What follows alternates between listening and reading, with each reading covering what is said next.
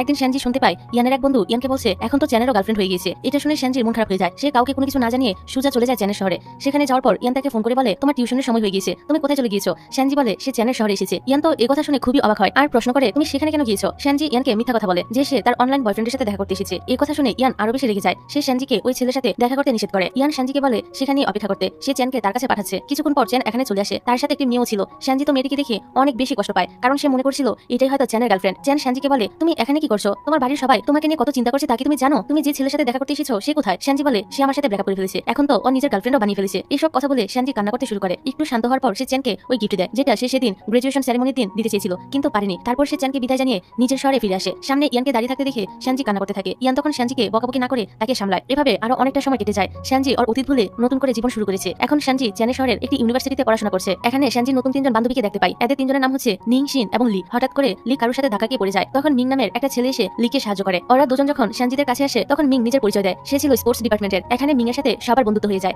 আজ নিং এর জন্মদিন ছিল, তাই ওরা সবাই মিলে নিং এর জন্মদিন সেলিব্রেট করতে আসে। আমরা এখানে চ্যানকেও দেখতে পাই, কিন্তু চ্যান আর শ্যানজি একে অপরকে দেখতে পায় না। শ্যানজি ভিতরে বুড় হয়ে যাচ্ছিল, এই জন্য সে ফ্রেশিয়ার নেওয়ার জন্য বাইরে আসে। তখনই চ্যান তাকে ডাক দেয় আর চ্যানকে দেখে শ্যানজি তো অনেক বেশি অবাক হয়। চ্যান শ্যানজিকে বলে তুমি এতদিন ধরে আমার ফোন মেসেজ ইগনোর করছো কেন? শ্যানজি কোনো উত্তর না দিয়ে বাহানা দেখিয়ে এখান থেকে চলে যায়। শ্যানজির সব বন্ধুরা গভীর রাত পর্যন্ত এখানে আড্ডা দিবে, কিন্তু শ্যানজির মা তাকে এত রাত পর্যন্ত বাইরে আলো করবে না, তাই সে হোস্টেলে ফিরে যাচ্ছিল। রাস্তায় আবারও তার সাথে চ্যানের দেখা হয়ে যায়। চ্যান তখন শ্যানজিকে হোস্টেলে ড্রপ করে দেওয়ার কথা বলে, তাই শ্যানজি চ্যানের গাড়িতে উঠে পড়ে। চ্যান শ্যানজিকে বলে তুমি কি আবার এখানে তোমার অন্য কোনো বয়ফ্রেন্ডের জন্য এসেছো? শ্যানজি বলে না। তারপর হোস্টেলে যাওয়ার আগে তাদের মাঝে টুকটাক কিছু কথাবার্তা হয়। যাক, পরের দিন নিং শ্যানজিকে বলে মিং কি তোমাকে কিছু বলেছে? সে হয়তো তোমাকে পছন্দ করে। তুমি চলে যাওয়ার পর মিং বারবার তোমার কথাই বলছিল। শ্যানজি ফোন বের করে দেখে মিং তাকে অনেকগুলো মেসেজও করেছে। তারপর শ্যানজি নিজের কাহিনীটা অন্য বান্ধবীর কাহিনী বলে সবাইকে শোনাতে থাকে। শ্যানজি বলে আমার এক বান্ধবী আছে যে তার ভাইয়ের বন্ধুকে পছন্দ করে, যে একজন গেম ডেভেলপার। শিন বলে কি গেম? গেমের নামটা বলো তো। শ্যানজি যখন গেমের নামটা বলে তখন লিন বলে এটা তো এবছরের সবচেয়ে হিট হওয়া একটা গেম, আমি তো এতক্ষণ এটাই খেলছিলাম। অর্থাৎ চ্যান তার স্বপ্নটা পূরণ করে ফেলেছে। পরের দৃশ্যে দেখা যায় শ্যানজি চ্যানকে ডিনারের জন্য ইনভাইট করেছে, কেননা সে আগের দিন তাকে হোস্টেলে ড্রপ করে দিয়ে গিয়েছিল। চ্যান জানায় এই সপ্তাহে সে অনেক ব্যস্ত থাকবে, তবে পরের সপ্তাহে সে তার সাথে অবশ্যই ডিনারে যাবে। এতে শ্যানজিও রাজি হয়ে যায়। তারপর শ্যানজিরা সবাই ইউনিভার্সিটিতে যায়। মিং শ্যানজিকে কিছু বলতে যাবে, তার আগে সেখানে নিং